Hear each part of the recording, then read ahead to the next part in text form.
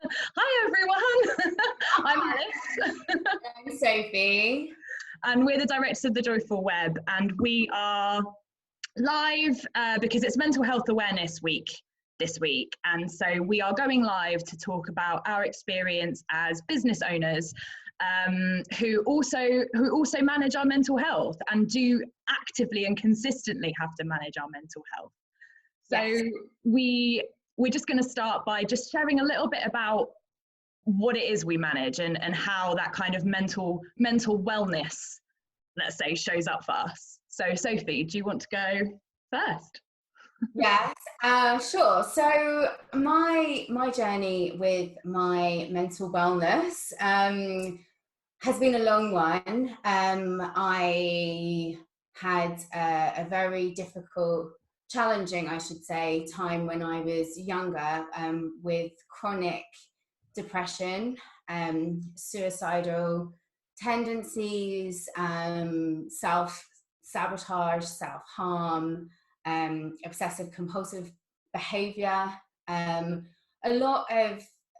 was kind of very much trapped in a space of deep, dark energy, I guess. And the best way that I can use to describe what that experience was like is being at the bottom of a well. And it felt just like I was completely detached from everybody.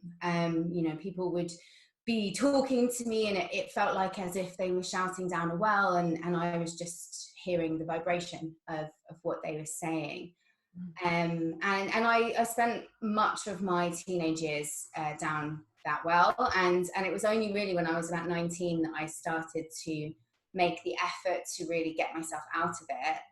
And I would say it was then another 10 years to get myself to the point where I am today, where it's much more of a sort of ongoing practice of self-care rather than an active need to deal with the repercussions of an unwell mind, really. So yeah, it's been a real journey, and I feel like I've kind of experienced a lot of different sides of that along the way. Yeah. And I think, similar to you, my kind of, my challenges around my mental health definitely started in my teens for me. And, we are going to be very open here. So just a content warning around some quite intense mental health subjects. I had an eating disorder in my teens. I was diagnosed with anorexia when I was 15. And that really, for me, the way I look at that is that was a manifestation of my anxiety at the time. And that was a real coping mechanism to deal with all of the kind of inner turmoil that I was experiencing. And then, kind of officially medically recovered from that when I was around 17. But then that anxiety kind of continued to manifest in various ways. So throughout my 20s, I developed a fitness addiction where literally running was all I could think about and all I could do. And that was how I was managing my internal state. But, a lot of my experience with my anxiety has been either kind of finding an outlet for it, which has then almost turned into an obsession, while also in the context of my professional life and my friendships, very much trying to kind of keep a lid on it. And because I always tried to keep a lid on it, it would have these kind of sudden outpourings, and I would occur as being quite unpredictable, when really that was just a consequence of me kind of trying to keep this mask on and this lid on all day long when I was around people, until the point where it just overflowed, and it would occur like I was having quite unpredictable and disproportionate reactions to things. And I kind of felt like my mood was always this pendulum swing that was like one extreme to the other. It never kind of found a space to settle in the middle. And that's what I've really been working at in these kind of last few years is managing that pendulum swing and learning that actually it is safe to be open about my emotions, and it is safe to talk about my mental health. And I think for me, that coincided with, you know, starting BelongCon and becoming aware of these communities online where it was safe to open up.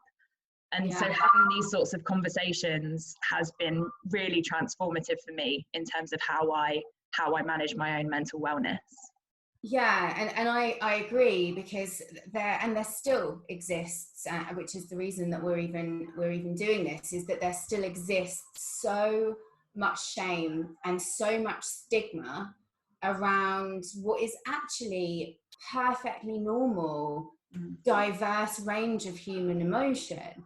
But we as a society label some emotions good and some emotions bad, and we don't understand that actually all emotion is just like a guiding force for us to understand ourselves better, and for us to understand what we actually need. It's like a navigation system that the body and the mind are talking to each other through all the time. And you know, and we've been talking about our experience in employment because of this need to put a lid on or a mask on, or however you want to, you know, and analyze that. And I had it really starkly when Robin Williams committed suicide. And at the time I was working for a company, like, you know, a totally lovely company. It's nothing against them at all. But I also had a Huffington Post blog, and I really wanted to write about my experience of attempted suicide because I felt like I had something worth saying, because I had come through that. I understand what it's like to genuinely want to and try to take your own life. And I thought maybe I can give some kind of a perspective, but I didn't, because I was terrified of what that might do to my career. And then I have had a lot of experiences of not speaking out about my experience of just my general experience of being human, for fear of the repercussions of that, because of the shame and the kind of, you know, real, again, putting a lid on it that society creates. And and I know, Alice, that you've had a really kind of similar experience in employment, haven't you? Yeah. And I, a lot of, you know, I mean, I'm a crier. Like, I've always been a crier from the age of, like, you know, ask my parents, from tiny baby, child, totally melodramatic, cried at everything, cried when I cry when I'm angry, I cry when I'm frustrated, I cry when I'm happy, and I cry when I'm sad. That is just how it goes. You've got crying in your business on a regular basis. And I think, you know, I definitely experienced, once I kind of got into the world of work and into the corporate world, I definitely got the message really early on that, like, outwardly showing an emotional response to something was not okay. And I was told again and again and again by, like, team members, by bosses, like, you cannot be visibly upset, you cannot be visibly emotional, you cannot let stuff get to you, you know, you need to toughen up, you need to have a thicker skin. You know, not once can I remember being, like, you know, pulled aside, really. But I mean, that's unfair. There were a couple of exceptions, but you know, in the majority of jobs I had, when I would get visibly upset, or I was, like, clearly dealing with something, or I was having an anxiety response, my experience was never to be pulled aside and be asked if I was okay. It was to be pulled aside and be told my behavior was inappropriate and it was impacting other people. So I very clearly got the message that to show any kind of vulnerability in the workplace was not okay. And like I said, the consequence of that was that I would put a lid on and put a lid on and put a lid on. And then every couple of weeks, something would happen, and it would just be like, you know, I refer to it as, like, feeling like the buckaroo game, where I'd be, like, stoic and, like, take it on and don't react, take it on and don't react, and take it on and don't react, and take it on and don't react. And then all of a sudden someone, like, just puts a feather. Can be the smallest thing as well. No wonder people are like, whoa, she's not like, oh, okay. But, you know, and now that I don't have that, and, you know, now that you and I, you know, that when we started the business together, we made that commitment really early on that we were going to be open and transparent about our emotions and about what we were dealing with. And because we do that, I don't really experience that, like, buckaroo anymore. And I don't, and I spent so much of my life being made to feel like I was this kind of volatile, unpredictable person. And you're really not. And I realise I'm not. You're not volatile in the slightest, like at all. But I think that's so interesting, because again, our experiences of shame, it comes back to shame, create a perceived identity, like we then take on. Someone else gives it to you as a vision of who we are, and then we take it on, and then we make it mean that's who we are. Yeah. And it can literally just destroy people's lives, because they never, you know, unless something changes and they realize that actually they're perfect and complete and amazing just as they are, with all of their emotions, because that's being human. You know, so, you know, there are a lot of people who go through life thinking that there's something wrong with them and that they need to hide themselves, and as a result, then how can you possibly achieve your full potential if you don't know that you're worthy of achieving your full potential? Yeah. And I think this is something that is insidious in the creative industries. There is a hugely high statistics around mental health issues in creative industries. Largely, and we were just talking about this before, largely, first of all, because creative people generally do have a lot of emotion. Like that's kind of what creates creativity in a lot of ways. It's that energy that can be used into something that then creates something.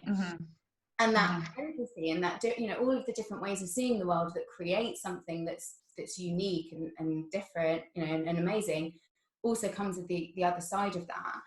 But then on top of that, a lot of these industries expect so much from their employees. Like work-life balance is something, again, to be shamed for wanting. I've just seen that the live broadcast has kicked us out, so we'll just keep having the conversation and then post it afterwards. Okay. Technology, hurrah! Oh, the joys. You get to enjoy this in your own time later.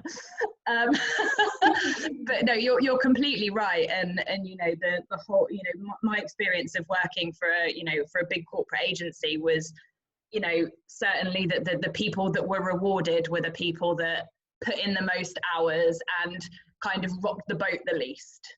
You know, and that, you know, and like you say, that kind of wanting to look after yourself and wanting to have that work-life balance was almost seen as being shameful. Like if you're, you know, like, you know, and it's something that comes up when we talk again and again about changing the agency model is the emphasis that is put on time and the hours you logged, and the perception that your value as an employee is how many hours you have to dedicate because they can sell your time.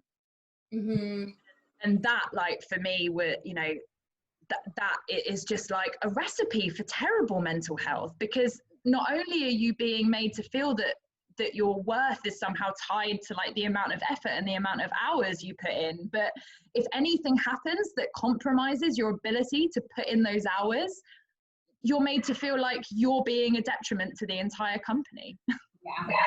Exactly. Like there is so many stories of like 5 o'clock will come around or 5:30 or 6 will come around, and everybody's kind of looking like who's going to be the first to leave.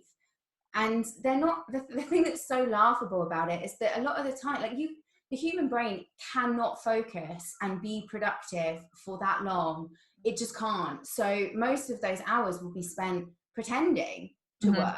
And so when you really think about it like that, it is absolutely about this image that we present to the world, because we think that if we don't, there's something wrong with us, and someone will find out that there's something wrong with us, and we will be shamed and ostracized. And it's a very, very basic human fear, I think, because it comes very much from the tribal, everybody's got to be looking after each other, and, you know, being kicked out of the tribe would be detrimental to survival. Yeah. And it still shows up all the time today, and I really think that's what drives a lot of like the fear around talking openly about our experiences. And it's only when you start to talk openly about your experiences and you start to investigate and hear what other people have to say that you realize how normal you are. Like I used to think that I was completely screwed up. Like I thought I was irreparably damaged. Like genuinely believed that I was just completely irreparable, because I didn't realize that actually the ways that I was feeling and the way that I was, the world was occurring to me was completely normal, considering the experiences that I had had. And when I met more people who'd had similar experiences, and they were all like, oh yeah, that's exactly how I feel, or oh yeah, that's exactly the behavior I exhibit. And I was like, oh, I'm not free. No, and I, you know, I think, I mean, for me, like looking back, like it's no wonder that my mental health was so bad, because not only was I like I'm a people pleaser, and I am a doer, and I do in order to kind of make myself feel valued, and like that's something that I'm working on. And so I was kind of putting all of those hours in while also masking to try and be the person that I expected, you know, the company wanted me to be. And then within that, I just ended up almost completely losing my sense of self. Yeah, and I'm sure that there are many people watching who can relate to that. I think that's, you know, I think probably every human has the experience of not feeling seen, or feeling like they are themselves, or that they can be themselves in some situation or another. And I think, especially, well, not especially, it applies to everybody, but like, we are business owners, and we also can talk in the context of being a business owner. And that kind of comes with, it's an interesting dichotomy, because on the one hand, it's like, we could fall into this trap of wanting to present, like being even more fearful of the way the world sees us, because we're so visible as the faces of our business. But what we've chosen to do instead is to be like 100% ourselves and authentic in all that we are, which comes, you know, which is really, really scary. And I think that's actually been the secret to our success. Yeah, and you know, completely the opposite of like what you were saying around like feeling like you were broken, feeling like, you know, no other people had the same experience you were having. I know that you found that actually going out and standing up in front of a room of people and talking about your experiences has been incredible for our business. Yeah, we've got clients, one of our clients who we love very much and who's been with us for almost 2 years, he found about us because I was doing a talk about imposter syndrome at a Chamber of Commerce event, and he was just like, oh my gosh, like I've never heard that articulated like that before, but that's exactly what I'm experiencing, and I want to work with someone who understands how I might feel sometimes, because sometimes, you know, how refreshing is it if you wake up one day and you're just not feeling great in the head, in the same way that you might wake up one day and feel like you've got a bit of a sore throat, like maybe your thoughts are a bit loud and sticky one day. Like, how frigging great is it when you can just go, you know what, I'm feeling a little bit like not really that great right now, and be honest about it rather than make up an excuse. Rather than, bizarrely enough, how many times people blame a bad mental health day on a bad physical health day, because a bad physical health day is perfectly fine. Like, it doesn't make any sense, really. Oh God, yeah. The number of migraines I used to have, in past jobs was, you know, unprecedented. Because it's not okay to say, actually my brain just isn't feeling it today. Yeah. And we're really all about creating a culture between each other and between our clients and whoever works with us. And hopefully, you know, we can kind of set that fire in you, if you also feel like you haven't yet found a way to be completely who you are, to just like really own it, own your whole spectrum of color and emotion, because it only becomes problematic when we label it good and bad. Like, if we can just go, oh, okay, I feel like this today, I'm just gonna chill out, I'm just gonna figure, you know, maybe I'm not giving myself enough self-care, I'm just gonna chill out. Then actually it becomes a very, very different conversation. It's not coming from a space of fear and shame, it's coming from just a space of, this is just what it is. And I think, you know, it's really important to now kind of, I think, flip to the other half of this conversation we wanted to have, because we don't want, you know, this conversation isn't about our mental health really suffered and then we started a business and everything's been amazing ever since. That's not what we're saying. we not solve your mental health problems. We also wanted to talk about how we've kind of navigated our mental health since we started the business, because I know that, like, for me certainly it brought up a whole kind of other like realm of anxiety when I stepped out and was suddenly like so far out of my comfort zone and so fearful. And like, you know, as Sophie will tell you, within like the first like couple of years, I was literally anxious about everything. I was anxious about our contracts, about our finances, about our business structure, about our client processes, about pitches, about doing the work, about, you know, pleasing everyone. Like I was so in this state of like, this has to work, this has to work, this has to work, and I'm so fearful of everything going wrong that, you know, that was really real for me in those first couple of years. And, you know, we've done, you know, I've done a lot of work to get over that, and, you know, Sophie has also done a lot of work to get over all of the fear that she experienced, which was totally different. I mean, mine was much more around feelings of being unworthy. So my behaviour was still quite, well, very self-sabotage focused. So I kind of brought quite a few like drink and drug problems into it. Well, I didn't bring them into the business, but I had them they existed in my life at the time. So it was kind of like trying to balance a really out of balance ecosystem that had been that way since I was like a teenager. And actually, you know, being really honest about it, like with you and with the people in my community, with my friends and family, like realizing that actually my behavior was coming very much from a place of not being worthy. And the problem when you don't feel like you're worthy is that every time something great happens, it's like short-lived. In my experience anyway, it was short-lived, because I would then subconsciously sabotage it. And that is a recipe for a disaster when you run a business, because it's like you could have a really exciting meeting and something, usually for me it would be like just drinking too much the night before, and it would be like, it would always happen to coincide with something that was really special and great.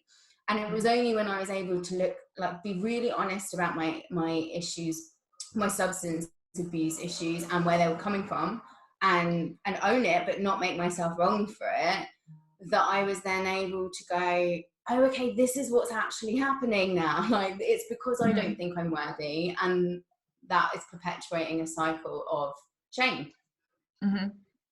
And I think for me and within the last year, like, I've spoken about this at several events and done a workshop on it. Like, for me, it was about, I was scared to go after things because I was so scared of failing, and I was so scared of looking bad. And I was like, oh my God, Alice, you have all of these people who have like said to you that they've started their own business because they've been so inspired by you, or that, you know, they're really inspired and they love what you're doing. Like, the moment you fail, you're going to let all of these people down.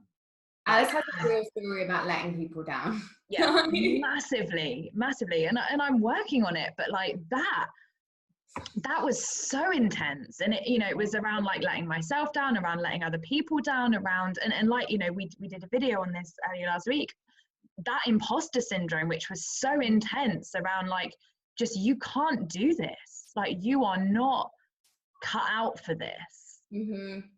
Yeah.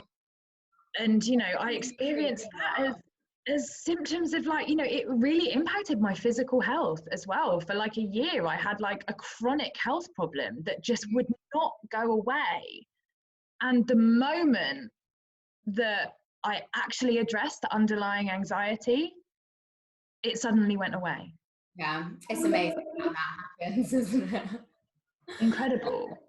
Yeah, and I think I mean, we've spoken about this before at length. Like for me, having this business, having this relationship with you, actually, which is one of the most valuable relationships probably I'll ever have. Like we have had such an intense, we didn't know each other, by the way, before we started the business. So we had to get to know each other. We both brought all of our crap into the mix that was kind of like an unraveling of, oh, there's a lot there. Okay.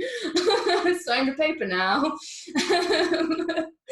But we made a commitment to each other, and we made a commitment to ourselves, and we have to recommit all the time and to the business to show up for it, to show up and do our best and try and keep bringing ourselves back into that authentic, we are who we are space. But for me, that kind of process has been actually the most sort of healing, for want of a better word, experiences, because it was that process of going, this is who I am, oh, kind of sorry about it, and being accepted. I'm going, oh, actually, no, there's a uniqueness here that can be used for really, really positive, that can just be used positively. Yeah. And I think you hit it on the head when you said, like, we made that commitment to not hide who we were from the start. And, I think that, I'd really like to kind of leave people with something to take away from this. And I think, for me, like the biggest thing is that, and someone said this to me years ago, and I don't know where they got it from, but it stuck with me, which is, if you wear camouflage, then your tribe can't see you. And I think for me, my experience of with the Joyful Web is that, I've been kind of shedding that camouflage bit by bit over the last few years. And, by being open about all of this stuff and being like, yes, like, we deal with this stuff. We get it when other people deal with this stuff. And this is what we're taking on, and this is what we deal with every day, and this is all of the crap that comes with running a business. Like, it's not all like colorful photo shoots and like building fancy websites and looking like you have a great time on Instagram and making YouTube videos. Like, going around on a carousel like a total G. Not gonna lie, that's part of it, but like, it's also challenging and scary, and every time you level up, that fear comes back. And when you are someone that deals with anxiety, like, that can feel so overwhelming. But instead of hiding it, we talk about it, and we communicate it, and we work with coaches, and we are honest with our clients about what we're dealing with and where we're coming from. And, if you are feeling like stuff is hard and stuff is challenging, like, I would ask whether you're actually really being open and communicating how you're feeling. And, you can always talk to us, like, reach out, we're here. If any of this has resonated with you, like, we put these videos out because these conversations matter to us, and we want them to help people. Yeah, exactly. And I think because we both know how much it would have and has helped us to hear this, to hear these, again, I keep coming back to shame, because it really is that predominant shame reaction that keeps us in our boxes and makes us think there's something wrong with us. And actually, like, there is no shame in being a human in all of the many different facets that involves. Like, being a human is actually like a freaking incredible gift that often I forget. And then I remember, and I'm like, wow, like, our brains are incredible. And all of the kind of uncomfortable feelings we experience are actually just our body and brains trying to keep us safe. And we can learn from that, and we can learn even more from that when we're not trying to figure it out on our own. And I think that's the thing, that it's being curious, being in a constant investigation into what it is to be human. Like, and then when you think about it like that, it just takes away like any of the kind of unnecessary good and bad that is associated with emotion, and as a result mental health, which is essentially the emotion and thoughts. And mental health is not synonymous with mental illness. Like, everyone has mental health, everyone needs to look out for their mental health. Mm-hmm. And and that's what this is about. Yeah so hopefully that resonated with you. And as Alice said, if you ever want to talk, we are always here. We love new friends. And yeah, we'd love to hear your story. So yeah, please do get in touch, and have a wonderful rest of this Mental Health Awareness Week. Thank you for watching. Bye. Bye.